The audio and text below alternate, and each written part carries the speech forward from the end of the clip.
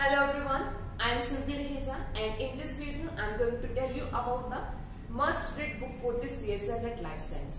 CSR exam में या फिर किसी भी एग्जाम की जब आप प्रिपरेशन करते हो तो सबसे इम्पोर्टेंट होता है कि आप कहाँ से पढ़ रहे हो, आपका सोर्स क्या है, क्योंकि सोर्स से एक्चुअल में आपका डिसाइड करने वाला है कि एग्जाम क्वालिफाई होगा या फिर नहीं होगा। अब CSR एग्जाम डेप्थ में ही आता है, डीप में क्वेश्चन यहाँ पर आता है, तो कुछ ऐसे स्टैंडर्ड बुक्स होती है हर एक यूनिट के लिए जो आपको जरूर पढ़नी चाहिए एग्जाम को क्वालिफाई करने के लिए, डीप नॉलेज के लिए, कंसेप्ट को गेन करने के लिए। अब कुछ तो स्टैंडर्ड बुक्स ऐसी है या फिर कुछ यूनिट्स के लिए कुछ एक बुक्स ऐसी होती है कि जहां से CSR में डायरेक्ट क्वेश्चंस आ जाता है, एज इट इज वो वहां से क्वेश्चन दे देते हैं without change in any statement. तो अभी यहाँ पर देखते हैं कि 30 यूनिट्स के लिए कौन सी बुक्स यहाँ पे प्रेफर करनी चाहिए प्रिपरेशन के लिए। सो सबसे पहले हम स्टार्ट करते हैं। फर्स्ट यूनिट हमारे पास यहाँ पर आता है बायोकेमिस्ट्री। अब बायोकेमिस्ट्री के लिए जो सबसे इंपॉर्टेंट जो बुक्स यहाँ पर आते हैं, क्लेनेंजर यहाँ पर आता है एंड स्टार आता है। अगर हम लेनेंजर और स्टार में से भी एक बुक का मतलब इन दोनों में से भी अगर हम देखें तो सबसे इंपॉर्टेंट बुक यहाँ पे लेनेंजर है, तो लेनेंजर को तो आपको करना ही पड़ेगा। अब देखो यहाँ पे जो स्टैंडर्ड बुक्स हम जितने भी करते हैं सबको पढ़ने का एक मेथड होता है, ऐसा नहीं कि आपको पूरी की पूरी बुक नहीं पढ़नी होती है, मतलब उसमें भी जो भी आप टॉपिक पढ़ रहे हो उसको डेप्थ में देखना, उनके डायग्राम्स को देखना, डायग्राम्स के नीचे जो डिस्क्रिप्शन होते हैं उन सबको पढ़ना जरूरी होता है। ठीक है, तो यहाँ पे जो बायोकेमिस्ट्री के लिए जो दो बुक यहाँ पर रहती है, एक होती है लेनेंजर एंड सेकेंड यहाँ पर आता है स्टार यहाँ पर आता है। इसके बाद नेक्स्ट यूनिट यहाँ पर आता है cell bio. Cell bio unit के लिए दो इंपॉर्टेंट बुक्स यहाँ पर है, one is Modish and second is Albert. अब इन दोनों में से भी जो एल्बर्ट है, एल्बर्ट ऑलमोस्ट सारे टॉपिक्स को कवर करता है, इस बुक में आपको सारे टॉपिक्स मिल जाएंगे, तो एल्बर्ट एक अच्छी बुक है।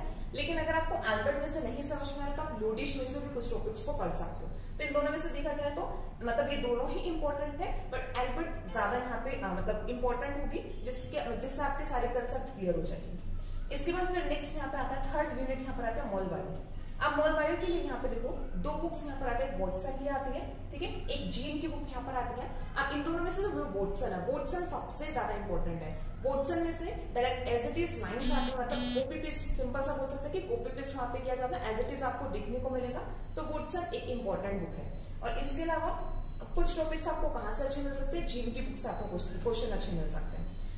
इसके बाद नेक्स्ट आता है, नेक्स्ट बुक यहाँ पर है कम्युनिकेशन, मतलब फोर्थ यूनिट यहाँ पर होगी सेल एंड कम्युनिकेशन वाली। अब इसमें जैसे आप एल्बर्ट पढ़ोगे तो एल्बर्ट में ही आपको सिग्नलिंग के मेथड्स मिल जाएंगे, काफी सारे सेल सिग्नलिंग जो है वो आपकी एल्बर्ट से ही कवर हो जाएगी। तो यहाँ पे जब आप सेल यूनिट यहाँ पे करोगे तो एल्बर्ट में दोनों ही आपकी सेकेंड और फोर्थ यूनिट यहाँ पे कवर हो जाएगी। और इसके अलावा फोर्थ यूनिट में इम्यूनो का जो पार्ट रहता है, इम्यूनो के लिए यहाँ पे बुक होती है क्यूबे, ठीक है, तो इम्यूनो के लिए तो एक ही बुक यहाँ पर है, क्यूबे यहाँ पर है, इसको आप पढ़ सकते हो। फिर इसके बाद नेक्स्ट यहाँ पे यूनिट आती है डेप बायो। अब डेप बायो के लिए जो इंपॉर्टेंट बुक यहाँ पर है वो है यहाँ पे Gilbert. Gilbert most important book है। आप एक चीज याद रखिएगा कि जब भी आप कोई भी बुक को पढ़ रहे हो तो ट्राई कीजिए आप लेटेस्ट एडिशन को ही पढ़िए, क्योंकि लेटेस्ट एडिशन से ही काफी सारे क्वेश्चंस पूछे जाते हैं, ठीक है। तो जैसे गिलबर्ट है, गिलबर्ट का भी लेटेस्ट एडिशन जो भी है आपको क्या करना, वहीं से ही पढ़ना। तो डेप बायो के लिए एक अच्छी बुक यहाँ पर आती है गिलबर्ट, गिलबर्ट से डायरेक्ट क्वेश्चन आते हैं। इसके बाद नेक्स्ट 6 मिनट यहाँ पर आता है प्लांट फ्यूजो। प्लांट फ्यूजो के लिए यहाँ पर जो बुक इंपॉर्टेंट है वो है तेजन जिगर की, यहाँ से इंपॉर्टेंट है, अच्छी बुक है, आप इसको पढ़ोगे तो यहाँ पे आपको सारे कंसेप्ट आपके क्लियर हो जाएंगे। इसके बाद फिर नेक्स्ट 7th मिनट यहाँ पर एनुअल फ्यूजो। एनुअल फ्यूजो के लिए यहाँ पे दो बुक्स यहाँ पर आते हैं, गाइटन एंड गैनोंग्स। गाइटन भी अच्छी बुक है, गैनोंग्स भी अच्छी बुक है, तो आप इसमें से प्रेफर कर सकते हो गाइटन। गाइटन ज्यादा अच्छी बुक है, तो इसको आप पढ़ोगे तो आपके सारे कंसेप्ट क्लियर हो जाएंगे।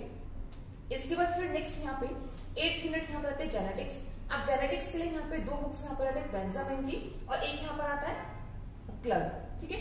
तो यहाँ पे बेंजामिन और यहाँ पे क्लग की दो बुक्स यहाँ पर है। अब इसमें से जो दोनों में से अगर देखा जाए तो सबसे इजी लैंग्वेज की जो बुक यहाँ पर होती है वो क्लग एंड कमिंग्स यहाँ पर आता है।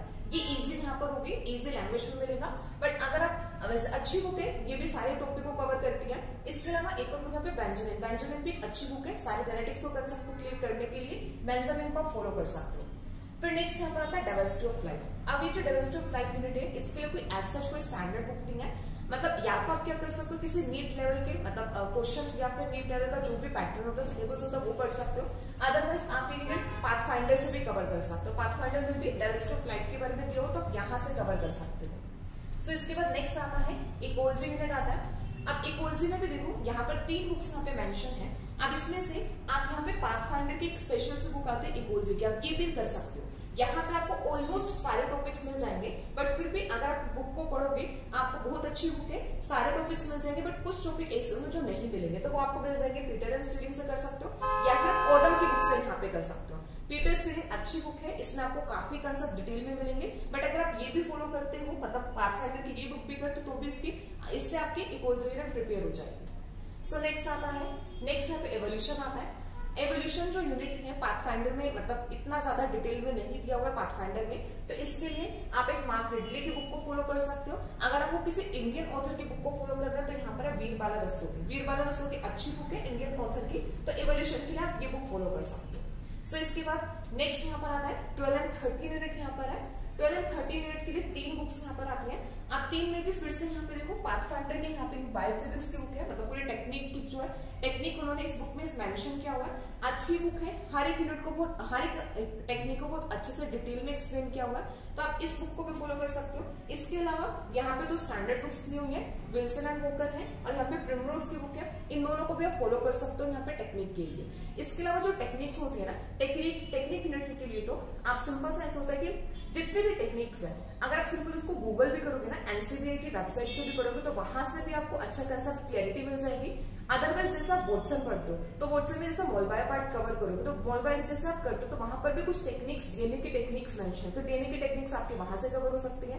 तो मतलब ये जो यूनिट रहेगी टेक्निक वाली, तो उसका मतलब इसका मल्टीपल सोर्स बनते हैं, क्योंकि यहाँ पे सिंपल आपको क्या करना होगा, आप जो भी टेक्निक उसका प्रिंसिपल देखना, उसकी एप्लीकेशन, तो ये आपको कहीं पर भी अच्छे से मिल जाएगी। सो ये यहाँ पे ना जितने भी हमारे पास सिलेबस यहाँ पर आता है, यूनिट्स रहते हैं सबके स्टैंडर्ड बुक्स के बारे में।